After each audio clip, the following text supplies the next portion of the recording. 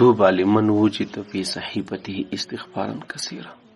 نبی علیه الصلاة والسلام بارک فرمای خوشحالی دی وي د هغه چا لپاره، مبارکي دی وي د هغه چا لپاره، زیری دی وي د هغه چا لپاره چې دی د مرګ ما بعد او په محشر کې په ورځ د آخرت په خپله هغه لیکل سوی عملنامه کې چې فرشتو په انسان پسې لیکلي استغفار چې د انسان د الله پاکه ډېر زیات غوښتي دا ډېر پیدا کړي. انسان ډېر استغفار او بخښنه د الله پاکه غوښتلي او انسان له همدغه پکار دی. درنو ورونو او درنو ملګرو، نبي علیه الصلاة والسلام بارک چې هم د ګناه څخه محفوظ او هم معصوم، هغه نه ګناه نه کېدل. نبی علیه السلام په خپله فرمایي د امت د هدایت او د پوکېدلو لپاره چې زه په ورځ کې د الله پاک څخه در 80 او تر 100 کرته زیات استغفار غواړم. زه په یوه ورځ کې، په یو شواروز کې، په یوه شپه کې د 80 واره او تر 100 واره زیات الله پاک استغفار غواړم. ولې؟ ګرانو عزتمندو ورونو، دا استغفار د الله رب العزت څخه غوښتل دا په خپله یو ځان له یو مستقل طاعت او عبادت دی. مستقل طاعت او عبادت لکه تلاوت د قرآن، لکه ذکر اذکار، الله حکم پکړی دی فقلت استغفروا ربکم انه کان غفارا. د استغفار پیدې خو د شماره وتلی دی، لیکن دغسې یو مستقل طاعت و عبادت دی لکه د درود شریف ویناس او نور چې کوم اعمال دي دغسې الله پاک په راضي کېږي، د الله د رضا سبب ګرځي او الله رب العزت د انسان درجې په لوړي، الله په انسان رحم کوي. نو نبی علیه الصلاة والسلام بارک امت د تعلیم لپاره په خپله د مبارک دغه استغفار هم دومره ډېر غوښتي دي. عزیزانو، او په دې باندې انسان چې یو د خیر کار کوي لکه جومات ته اوس ته ځې، نبی علیه الصلاة والسلام به د صحابو سره ناست د صحابو ته به تعلیم ورکوي چې دا د خیر کار دی. په دې ټیم کې به دغه ناسته کې نبی علیه السلام په یو مجلس کې دومره استغفار د پاک رب غوښتي. په ګردې ورځې دا خو یو الله خبر دی، د ګرد شواروز دا خو یو الله تعالی مو پته سته. دا د دې وجې چې دغه د ناست د شروع چې کوم د خیر کار دی تعلیم او درس او تدریس او تعلیم د قرآن صحابو ته ورکول، په هغه کې نور هم انسان د مجلس د خیر ډکي نو ته الله یادوه چې استغفار هم په خپله د الله یادول دي. نو له دې وجې زما ګرانو عزتمندو ورونو، انسان چې جومات ته ځي په دې لار استغفار وغواړي، چې د هغې خوا راځي په لار باندې استغفار غواړي.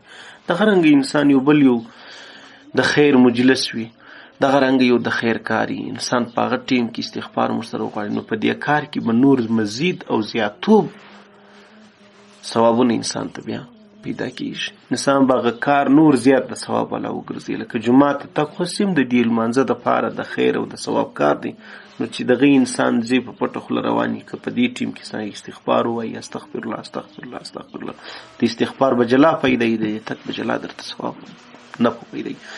له دې وجې علما وایي فطوبی لمن شکر و ذکر و دعا و استغفر. خوشحالي دی وي، زیری دی وي دغه چا لپاره چا چې د الله شکر وایست. ولې؟ له دې وجې لئن شکرتم لازیدنکم. الله وایي که تا شکر وایستې، د رب وعده ده، الله وایي زه درته زیاتوب ستا په نعمتو کې، ستا په اسایي کې، ستا په رزق و روزي کې، ستا په خوشحالي کې، په بدن کې، په هر څه کې الله وایي زه نور نعمت زیاتوب درته راولم.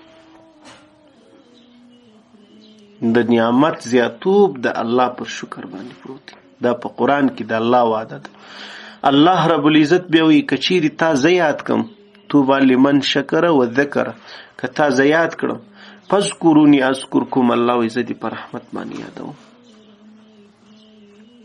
لمونځ، تلاوت د قرآن، صدقه، ذکر اذکار، درود شریف وینا، ټول د الله یادول دي. هر کار د خیر چې انسان کوي ګویا کې انسان الله یادوي. الله وایي زه تا یادوم. د الله یادول د الله رحمت دی. د الله د رحمت نشانه دا ده چې الله به تا ته توفیق د خیر د کار درکړي. همدارنګه رسول الله مبارک فرمایي و ذکر و دعا، خوشحالي دي وي دغه چا لپاره چې سړی دعا د الله پاک وغواړي. ولې؟ ادعوني استجب لكم. الله رب العزت فرمایي تاسو لمانه دعا غواړئ تاسو دعا قبلوم. که چاته توفیق ته دعا ورکول سلو قبولیت یې لازمي دی. که چاته توفیق د ذکر ورکول سلو د خیر د کار ورکول سلو د الله رحمت ورته ضروري دی. که چاته توفیق د شکر ورکول سلو د قرآن په واده باندې زیاتوب ورته لازمي دی. وما كان الله او دغه رنګه توبه لمن وجد توبه لمن واستغفر توبه لمن شکر وذکر ودعا ولمن واستغفر.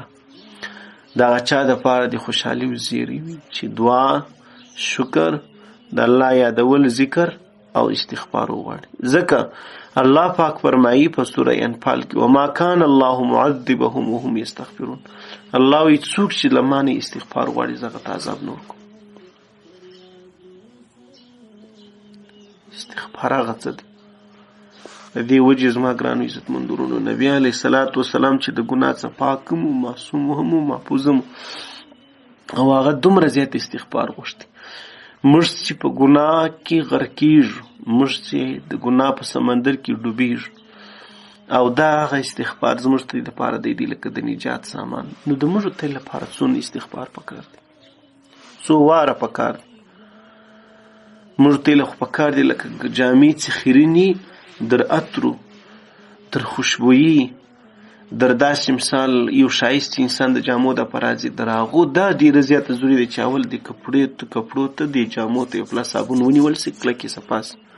موږ تاسو دپاره خو چې په دې وخت کې چې په ګناه کې ډوبېږو پلا صابون ډېر ضروري دی، استغفار ډېر زیات ضروري دی. نو له دې وجې زما ګرانو عزتمندو ورونو خوشحالي دې وي دغه چا لپاره لمن شکره و ذکره شکر یې ویستی، ذکر یې د الله وکړي، دعا یې د الله پاک وغوښتله او استغفار یې د الله پاک. دې ټولې خبرې د خوشحالي او د زیري دي. الله رب العزت دې موږ تاسو ټولو ته توفیق را نصیب کړي. السلام علیکم ورحمة الله وبرکاته.